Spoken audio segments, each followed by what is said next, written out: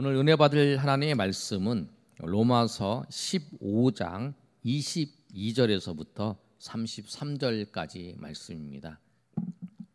로마서 15장 22절에서부터 33절까지 말씀 우리 로마서 보고 있습니다. 우리 15장 마지막 절까지니까요. 제가 22절 읽습니다.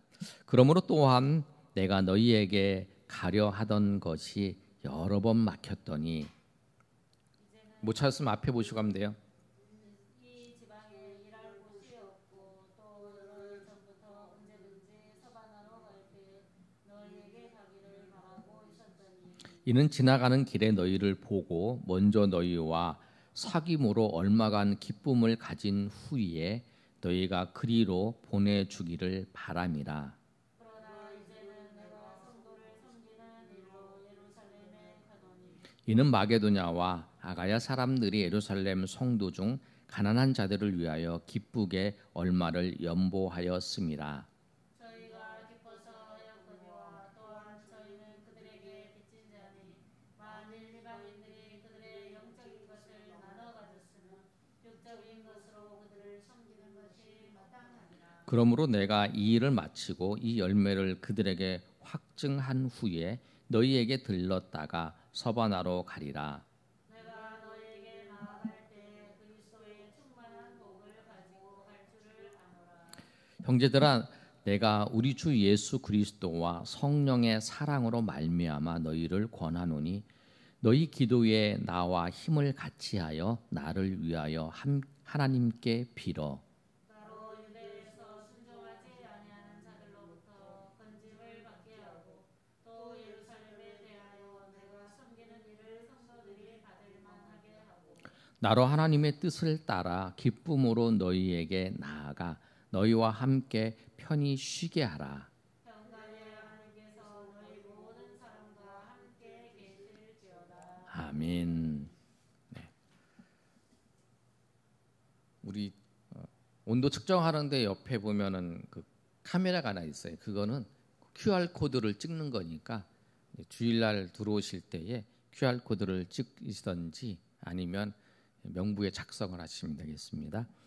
오늘 말씀을 보시면 바울 사도가 로마 교회의 성도들에게 쓴 편지가 로마서입니다. 그런데 이 로마 교회에 바울 사도가 가고 싶어 했어요. 그런데 가고 싶어 했는데 그 가는 길이 막혔다고 오늘 본문은 말씀하고 있어요. 22절의 말씀에 보면 그러므로 또한 내가 너희에게 가려 하던 것이 여러 번 막혔더니 라고 이렇게 말씀하고 있어요. 여러 번 막혔다라는 거예요. 여러 번 막혔는데 근데 지금은 여러 번 막힌 중에 지금도 가려고 하는데 지금도 갈 수 없게 되었다는 거예요. 지금도 갈 수 없게 된 이유가 뭐냐면 그 아가야와 마게도냐 사람들이 26절에 있는 말씀처럼 마게도냐와 아가야 사람들이 예루살렘 성도 중 가난한 사람들을 위해서 구제 헌금을 했다는 거예요. 그 구제 헌금을 가지고 예루살렘에 가야 되는 거죠. 바울이 그렇게 돼요. 그러니까 바울은 어떤 계획이었냐면 하나님의 말씀이 예루살렘에서 유대와 사마리아와 땅끝까지 이르러 내 증인이 되리라고 사도행전 1장 8절에 예수님께서 승천하시면서 감람산에서 제자들에게 말씀하셨어요. 그랬는데 그 말씀이 사도행전에 그대로 이루어지는 거예요.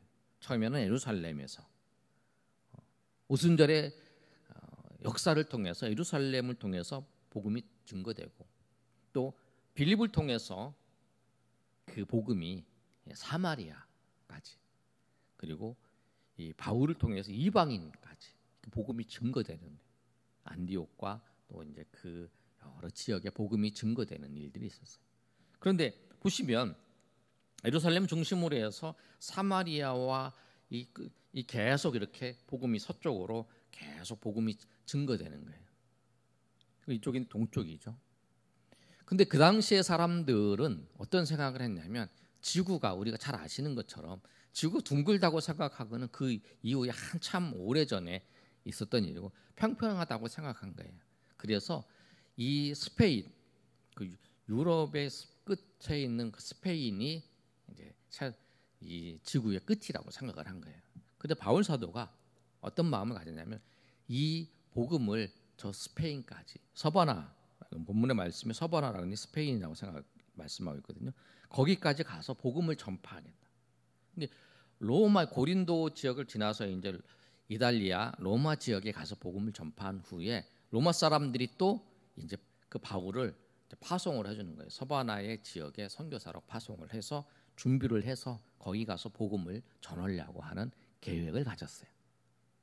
그 계획을 가졌는데 그 계획이 막혔다는 거예요. 어떤 일로? 이 서쪽으로 계속 가야 되는데 이 서바나로 가는 게 아니라 로마를 통해서 서바나로 가는 게 아니라 로마를 가지도 못하는 거죠. 왜? 어떻게?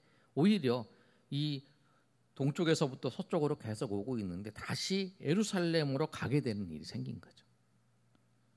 그러니까 우리 계획이 선한 일을 계획을 세웠어요. 우리도 내가 이런 일을 계획을 세웠어. 그런데 하나님께서 우리의 계획을 다른 쪽으로 인도하실 때가 있다는 거예요. 아니야, 나는 내 목표는 로마로 가서 서바나로 가야 돼. 그런데 성도들이 마게도냐와 아가야 성도들이 예루살렘의 어려운 가난한 사람들을 위해서 구제 헌금을 해서 그거를 갖다 달라고 하면 그걸 가서 전해주고 거기를 유료해주고 거기를 세워달라고 이렇게 얘기를 하면 바울이 이제 그 일을 다른 사람이 시킨 게 아니라 자기가 했다라는 거죠. 왜? 내 계획은 분명히 있는데. 왜냐하면 우리의 우선순위가 있다라는 거예요. 내 계획, 내가 생각했다는 계획, 선교의 여정이죠. 선교의 계획이 있는데 그것이 서바나였지만 로마를 가고 서바나였지만 지금 하나님께서 이 환경을 통해서 나에게 열어주신 길은 예루살렘에 가야 될 길이라면 우리가 그 길을 가야 되는 거예요.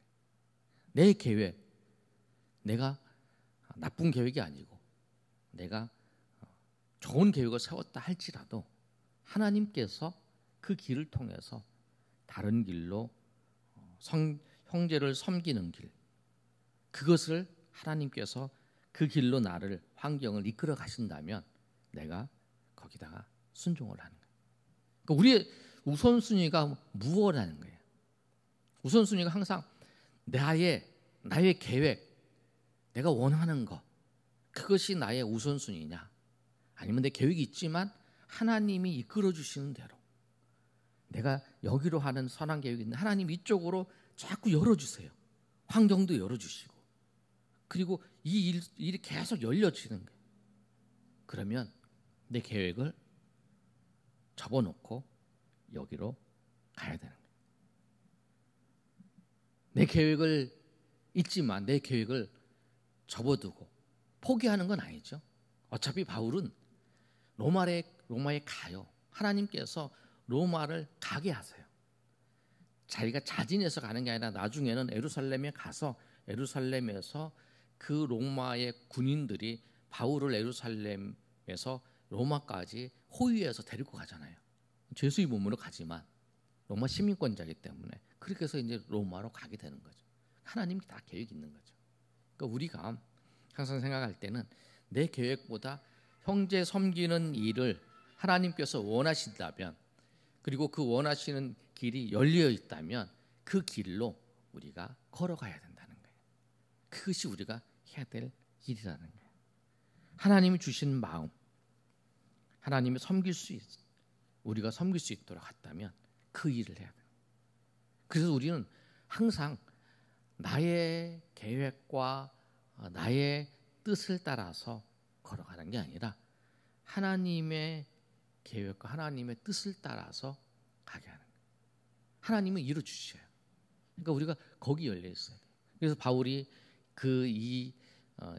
일을 하면서 예루살렘에 들어가고 났을 때에 하나님께서 그 바울을 예루살렘을 거기서 로마까지 보내주시잖아요. 그렇게 말씀하세요. 그래서 여러분이 항상 우리의 삶의 우선순위가 나의 계획과 나의 원함이 아니라는 사실을 꼭 기억하시고, 정말 내가 이 일을 계획하고 있고 이 일을 하고 있는데 하나님이 정말 나를 통해서 원하시는 것이 무엇인가를 한번 기도하면서 점검해 봐야 된다는 거예요. 정말 하나님은 이것보다 더 급하게 원하시는 것이 바울에게 보여지잖아요. 그럼 그걸 따라야 된다. 아니야, 이게 중요해. 이게 아니라 형제의 필요를 따라서 바울이 그렇게 가는 거예요. 오늘 말씀에도 그렇게 말씀하고 있어요. 그러므로 이 일을 마치고 그 열매를 그들에게 확증한 후에 너희에게 들렀다라 서반하러 가리라 라고 바울이 말씀하고 있어요. 여러분, 그래서 우리가 삶의 우선순위가 정말 어디에 있는가 여러분 살펴보시고, 또 하나 우리가 말씀을 통해서 우리가 생각할 건 뭐냐면 30절에서 33절까지 말씀을 보시면 바울이 로마 교회 성도들에게 요청을 하는 거 있어요. 뭐를 요청하냐면 기도를 요청을 해요.